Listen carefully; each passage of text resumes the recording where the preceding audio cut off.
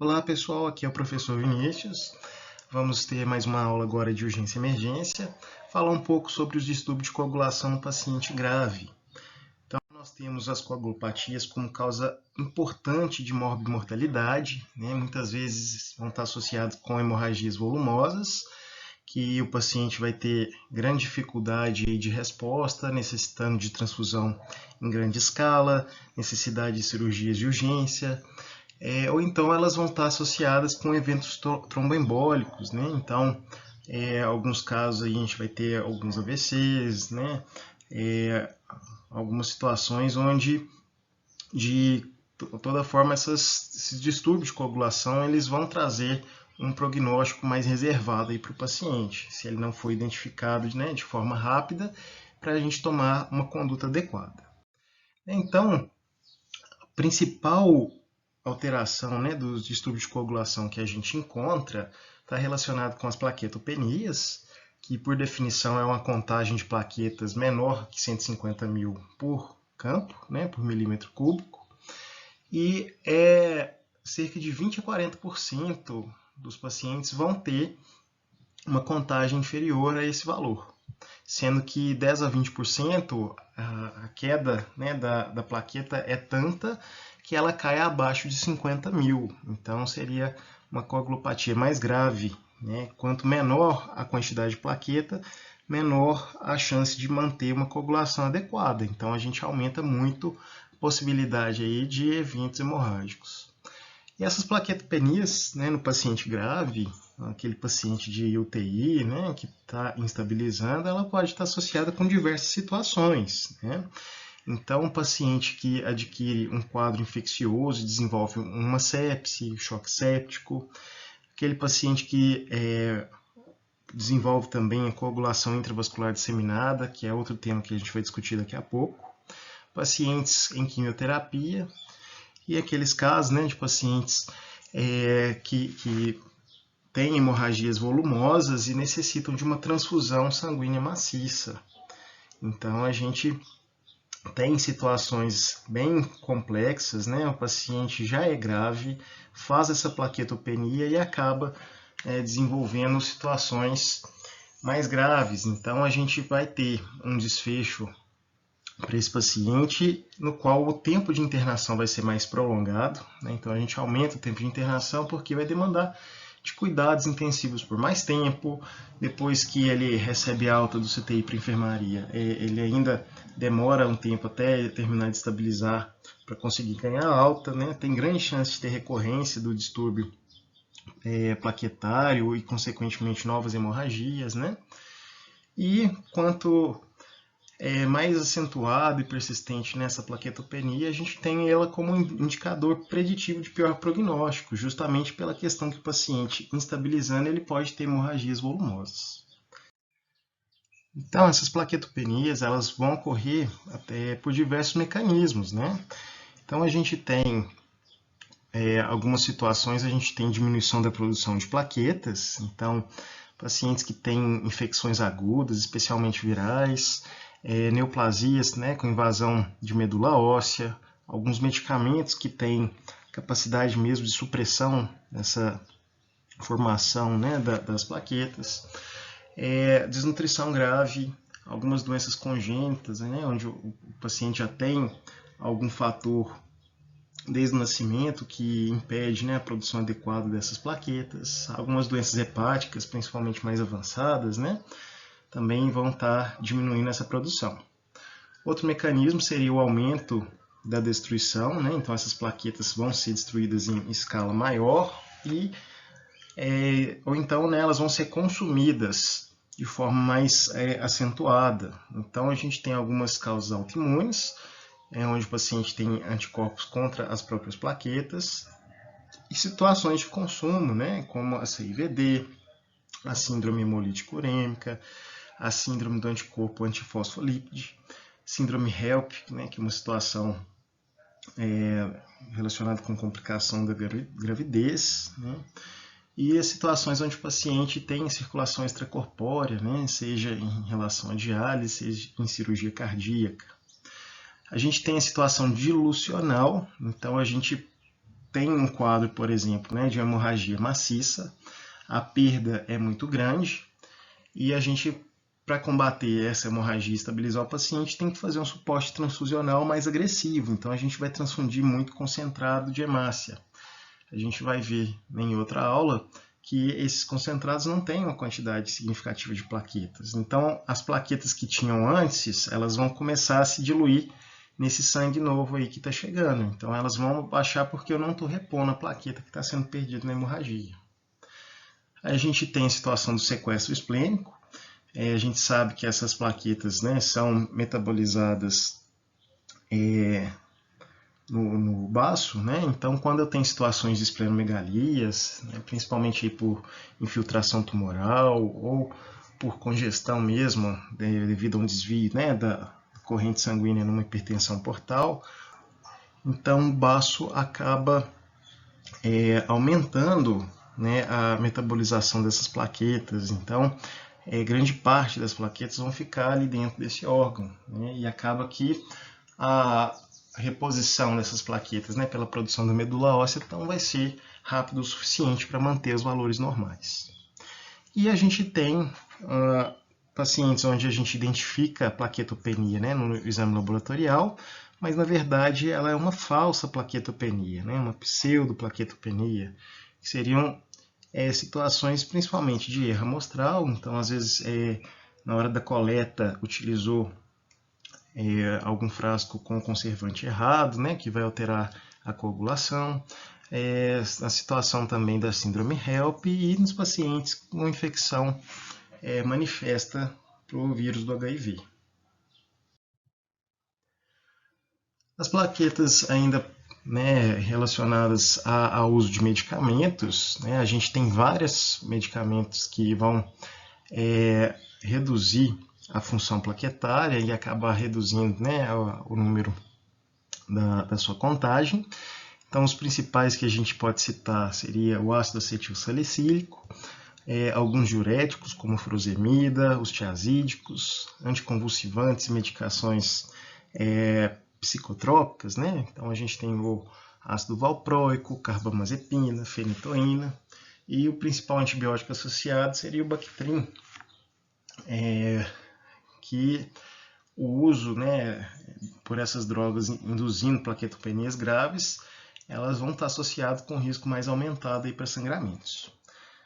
Quando a gente interna o paciente, a gente tem que fazer a profilaxia contra tromboembolismo venoso, né? Então a gente acaba usando a heparina, né? Nesse caso, a gente tem um risco aí aumentado para eventos trombóticos e não sangramento. E quando eu uso a heparina, a gente vai desenvolver plaquetopenias de duas formas. A gente tem a plaquetopenia associada à heparina do tipo 1, ela vai ocorrer em cerca de 10 a 20% dos pacientes que usam heparina não fracionada. E o que acontece, né, um mecanismo imunológico, onde essas plaquetas, né, que geralmente estão acima de 100 mil, elas vão acabar aglomerando, então formando eventos trombóticos. Aqui nesses casos, né, a chance de sangramento ela é muito rara e ela está relacionada principalmente com o tempo de ação da heparina. Então, após cerca de 6 a 8 horas, quando a heparina já começa a reduzir a sua função, né, a tendência dessa plaquetopenia se resolver, né, depois que você interrompe o uso da heparina.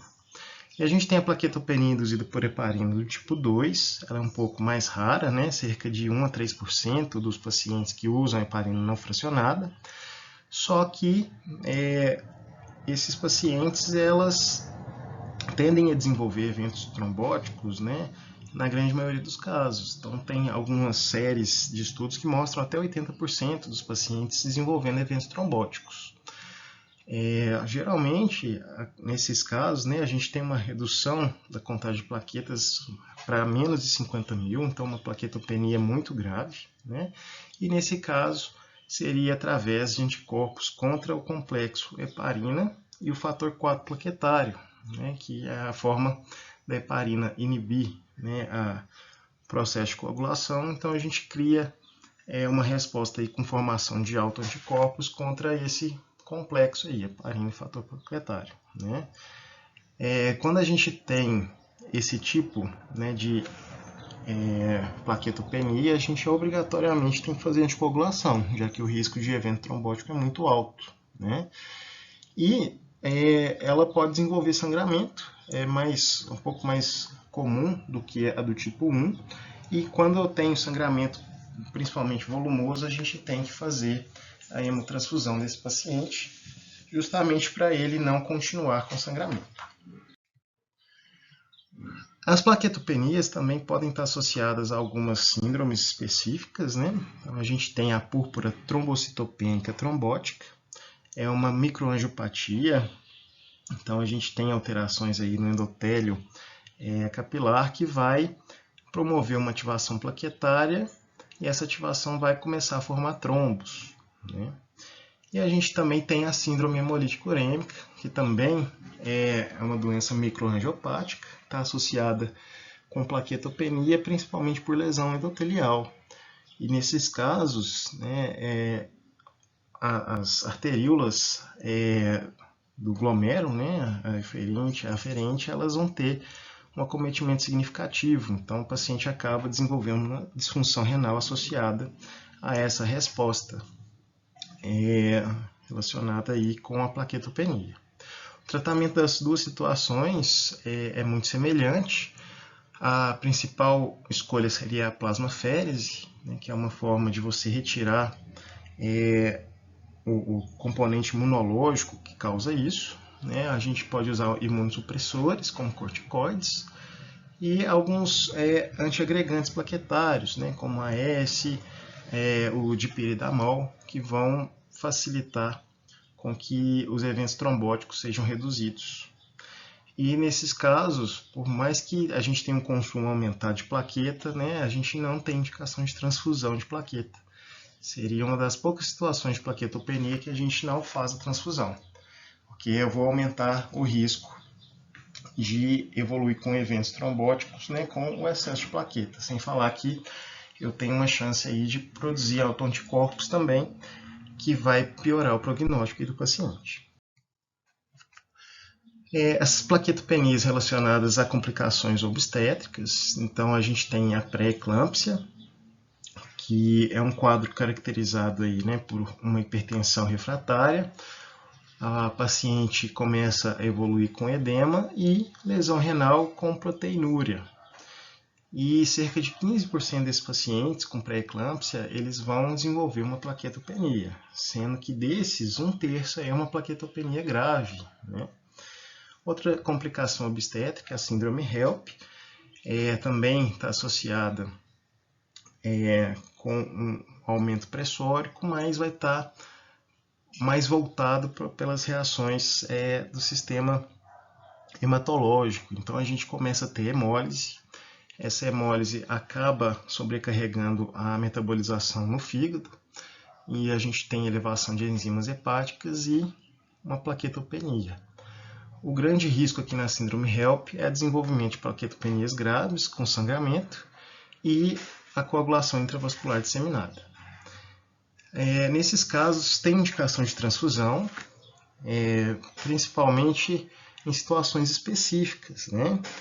Se, por exemplo, né, o paciente não tem sangramento, mas começa a manifestar petequias, né, equimoses, se a contagem de plaqueta for muito, muito baixa, né, entre 5 a 10 mil no máximo, né, a gente pode transfundir como uma forma profilática e desenvolver sangramentos. No outro caso, quando o paciente não tem sangramento, mas é um paciente que tem um risco muito aumentado para desenvolver esses eventos, né, de sangramento. E quando eu tenho contagens mais baixas que 15 a 20 mil, eu também já tenho indicação de transfundir plaqueta para evitar que ela desenvolva sangramento. Agora, se o paciente tem sangramento ativo ou tem indicação de fazer algum procedimento invasivo, então a condição dele agora requer um tratamento cirúrgico, por exemplo, né? a gente vai utilizar como valor de corte os 50.000 plaquetas. Então, abaixo de 50.000, na situação de sangramento ativo ou de procedimento cirúrgico ou invasivo, né, a gente pode fazer também a transfusão de plaqueta. Outra situação, né, relacionada aos distúrbios de coagulação é a coagulação intravascular disseminada. É uma situação gravíssima. Várias coisas podem acontecer do ponto de vista clínico. Então, assim, infecções, uma hepatite aguda, descompensação da leucemia, alguns acidentes com animais peçonhentos, vasculites. A gente tem alguns tipos de cirurgia que podem desenvolver isso também. Então, cirurgia do sistema nervoso central, cirurgias ortopédicas pelo risco de embolia gordurosa, pacientes grandes queimados, pacientes que são submetidos a transplante de órgãos. A gente tem várias causas obstétricas, né, como a síndrome HELP, que a gente já comentou, alguns casos de abortamento infectado, rotura uterina, doença hipertensiva da gravidez. E em relação à transfusão, situações de transfusão maciça ou as reações hemolíticas agudas relacionadas à transfusão. Então, a quantidade de condições clínicas que podem evoluir com isso são enormes, né? Então, a gente tem que tomar cuidado nesses pacientes mais graves, né? E o que é essa coagulação intravascular disseminada, né? É uma síndrome, na verdade, né, que a gente tem uma ativação intensa do sistema de coagulação. Então, esse sistema vai estar superativado, a gente começa a ter deposição de fibrina e a gente tem uma alteração, né, no equilíbrio entre o sistema fibrinolítico, que é responsável por desfazer os coágulos, né, e o sistema de coagulação, que está hiperativado, né? Então, a gente pode ter situação onde a coagulação ela vai estar mais aumentada do que a capacidade, né, do sistema fibrinolítico de remover esses coágulos.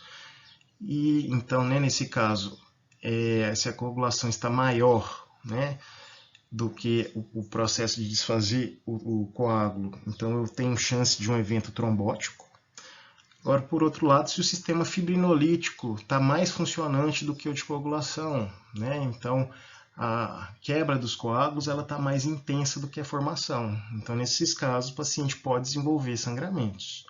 Então, é uma síndrome que pode desenvolver, né, tanto sangramento quanto evento trombótico, que seria de acordo com o perfil, né, de cada paciente. Então, são situações que podem acontecer as duas coisas.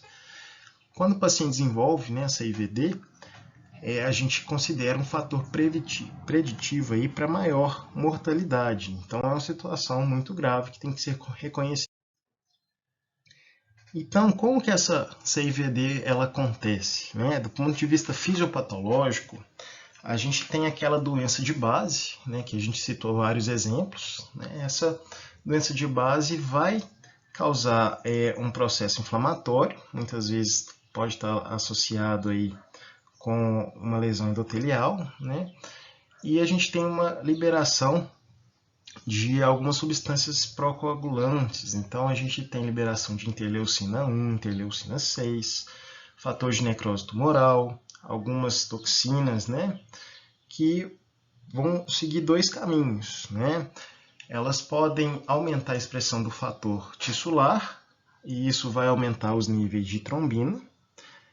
Isso por si só, né, causa uma deficiência relativa, né, dos anticoagulantes naturais. Então, eu não tenho um sistema de fibrinólise funcionando de forma adequada, né? Então, a gente tem uma ativação de plaquetas mais aumentada, o fibrinogênio vai ser consumido mais rápido e os fatores de coagulação também. Então, o paciente pode desenvolver a CIVD.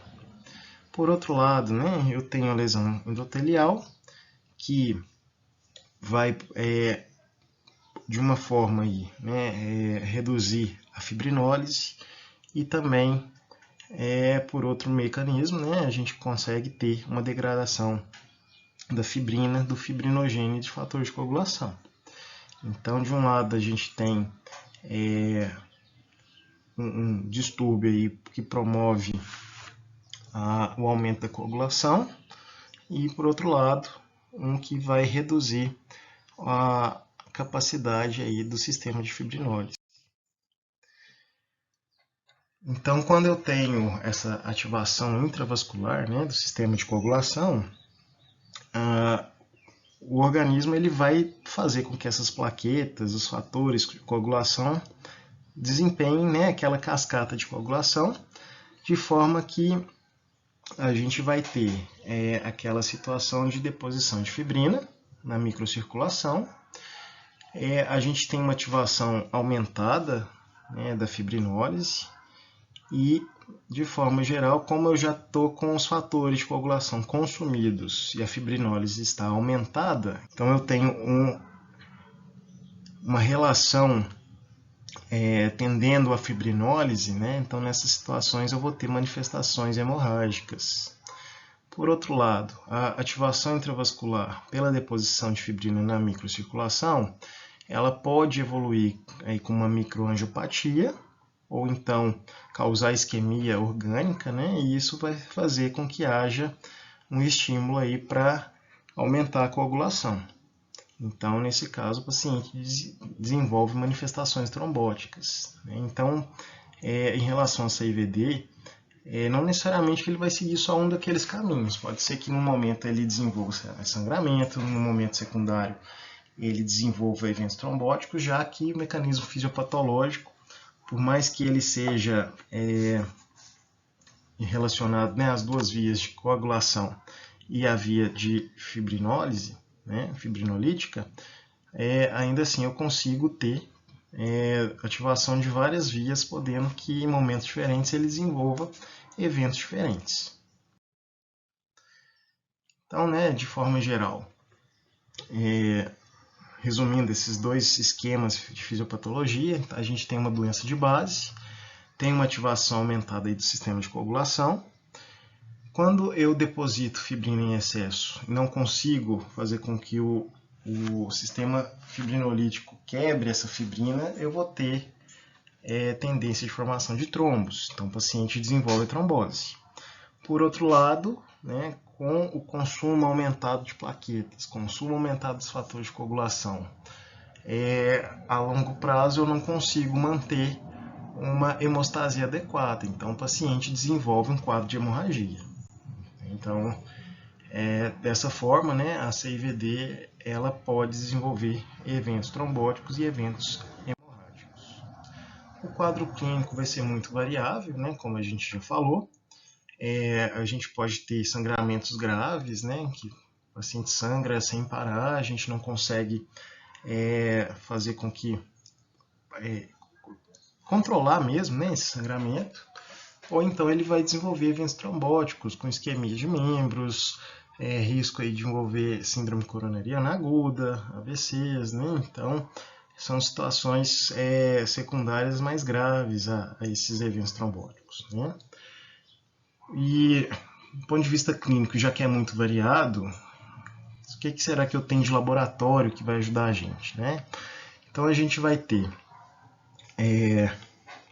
uma contagem de plaquetas geralmente menor que 100 mil, ou então em poucas horas eu vou ter uma queda muito acentuada da contagem de plaquetas, né? Então às vezes o paciente tinha uma plaqueta lá de 350, eu doso poucas horas depois, essa plaqueta caiu em torno lá de 150, né? Então é uma queda muito significativa em pouco tempo, significa que a gente está consumindo muita plaqueta, né? Então a gente vai pedir algumas provas de coagulação, como o tempo de protrombina e o tempo de protrombina parcial ativado. Nesse caso, né, como eu estou usando muito fator de coagulação, a tendência é que a minha coagulação seja mais lenta, né? Então o tempo ele vai ser aumentado, e quanto maior o tempo aí, né, dessas provas, mais grave é o meu quadro. A gente vai ter elevação dos produtos de degradação da fibrina e também do dímero D. Então situações, né, que vão falar para mim que a gente está com um processo de hipercoagulabilidade. E como isso tudo começa a consumir o fibrinogênio, se eu dosar o fibrinogênio, ele vai estar reduzido. Foi criado, então, com base nesses exames laboratoriais, um score que classifica essa coagulação intravascular disseminada, né, no qual, por esses 4 exames laboratoriais, a gente vai dar pontuação, né, para cada um de acordo com a gravidade. Então, uma plaquetopenia mais acentuada, né, abaixo de 50 mil ganha 2 pontos, entre 50 e 100 1 ponto. O tempo de protrombina muito alargado, maior ou igual a 6 segundos, 2 pontos, entre 3 e 6, 1 ponto, abaixo de 3 não pontua.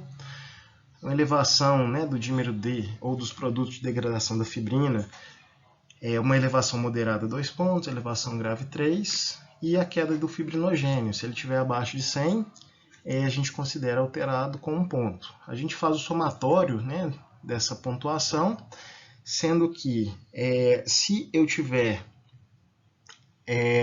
abaixo de 4 pontos, né, a gente não tem evidência que o paciente fez a CIVD. Nesse caso, a gente tem que ficar repetindo esse score a cada 1, 2 dias, se ele continuar com as manifestações, né, de sangramento ou com trombose documentada.